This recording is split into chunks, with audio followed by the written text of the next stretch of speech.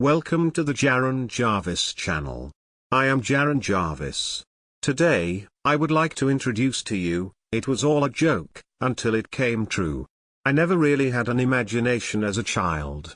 I rarely played make-believe games with my friends, even when I was extremely young and everybody else was doing it. The closest I ever got to make-believe games was when I played with Barbie dolls. But even then, the adults had sensible jobs that paid well and the children never disobeyed. Very picture perfect. I've always been practical. The world, to me, has always been exactly what it ought to be. That being said, I don't believe in paranormal or fantastical occurrences. The world is how humans perceive it to be, at least that's what I thought until I began getting strange visions. Visions that actually came true. I've discovered I'm a highly analytical thinker, which basically means I am prone to thinking up every possible outcome or problem in any given situation, and then I try to work out a solution to the problem. This tendency, unsurprisingly, leads to a lot of anxiety because every possible outcome includes horrible outcomes too. Sometimes possible outcomes have solutions and sometimes they don't. The ones that don't have solutions are the ones that really get to me. For example, if I'm in line at the bank and I'm going through possible scenarios, I might think, what if all my money has been stolen through fraud? The solution is simple. If that scenario were to become a reality, I would simply claim the fraudulent charges and my funds are returned. But, let's say that one of the possible outcomes that my mind skips over is that the person in front of me is actually a bank robber bound to shoot and kill me and the 5 other people waiting patiently in line. There is no solution to that possible outcome. Don't get me wrong here, I am a very well-rounded and mentally stable, or so they call it, individual. I pride myself on this facet of my personality. I handle stress well and have coping methods to deal with my anxiety.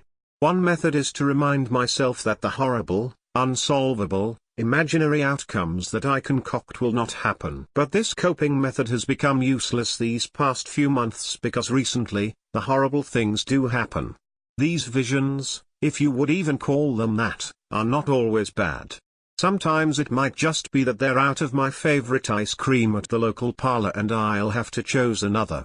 At first, I didn't notice a difference between my imaginary outcomes that don't happen and the ones that come to pass. But over time I've noticed that the ones proved true are the ones that really nag at me in the moment. As I'm glossing over possible outcomes, if my mind gets stuck on one particular outcome, that's the outcome that seems to pull through. Throughout high school, when I began to notice the strange coincidences between my internal dialogue and the real world, I joked with my friends that I was psychic. It was all in good fun. They knew that I didn't believe in any of that crap. I even constantly badgered one of my close friends for visiting a palm reader at one point. You're wasting your time and money on that shit. You've got a bona fide psychic in your midst and I won't even charge you to tell you your future. That always got a few laughs at hangouts and parties. Sometimes I would jokingly predict somebody's future, which is something I regret in the deepest parts of my existence. One time I was at this rager with my close friend group. I was the designated driver, so I was excited to get some pictures of my slobbering, stumbling girlfriends to post on Snapchat. When we got there and eased into the crowd, we noticed a smaller circle in the kitchen. People were surrounding this kid I hadn't seen before. He was so confident, laughing and telling jokes, making the whole crowd laugh. Although to be honest with you, the circle around him consisted of drunk teens, which will laugh at even the most famously bad jokes one might think of. But he was confident, I remember that. Even despite his black eye that caused the whole left side of his face to give off a purplish tint. The black eye looked old though, healing quickly. I remember thinking that maybe he had gotten in a fight with his friend.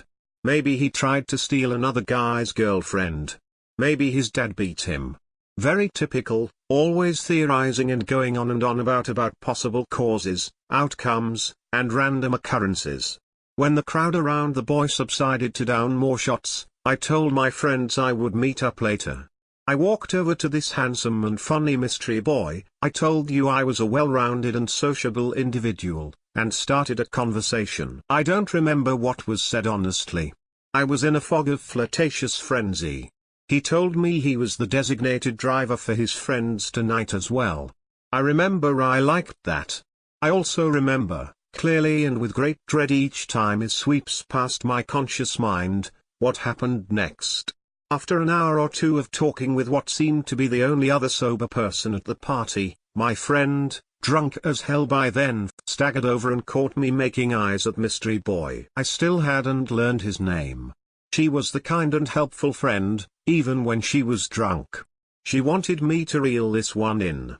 So she stumbled over and blurted a little too loudly, as drunk people often do, "You know she's a psychic, right?"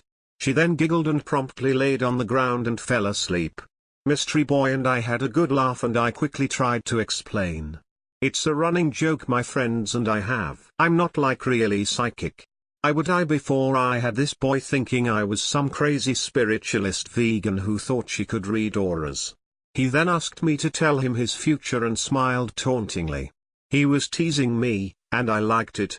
I put on my most serious face and grabbed his hand, pretending to study his palm.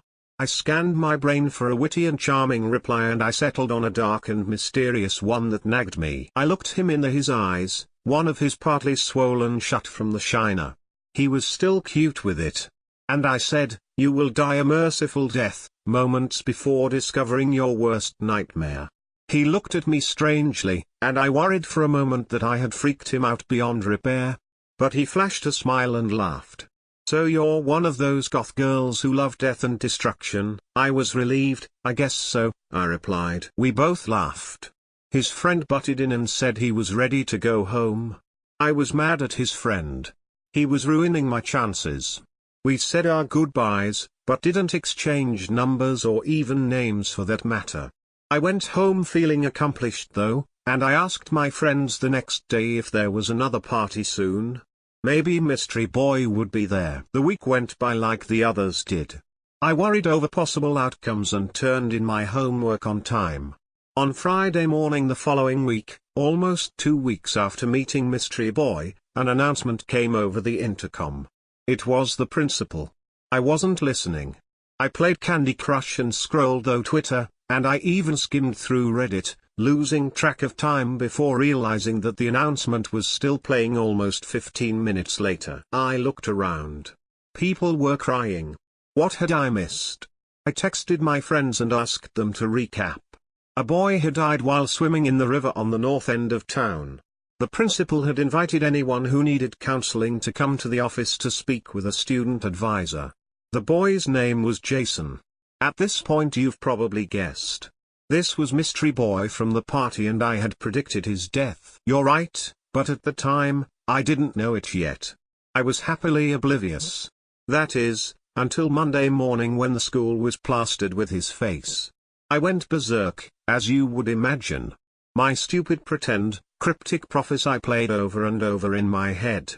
I tried to tell my friends what had happened but they brushed me off and shamed me. How could you joke about something so stupid? This boy died and you're trying to crack a joke.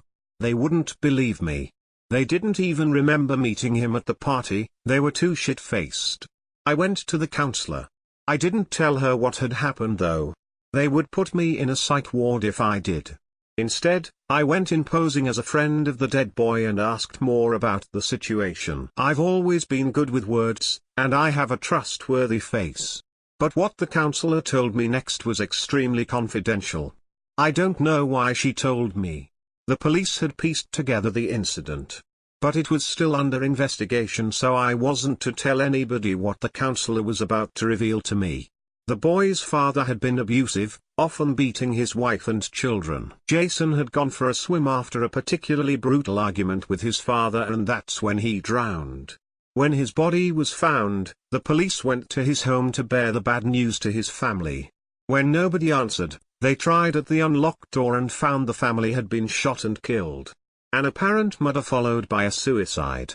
You will die a merciful death, moments before discovering your worst nightmare. It's been months since then. Unlike throughout my childhood, I play make-believe. Before, I was sensible. Now, I make believe that the world is good and it is as it ought to be. This is worst thing to pretend. I still get these small visions now and then, but now they're accompanied by extreme fear. My biggest fear, and most tantalizing question that has racked my conscious mind since the incident is that maybe I don't just predict things. Maybe I cause them. Maybe some supernatural force takes advantage of my dark, compulsive thoughts and makes them a reality.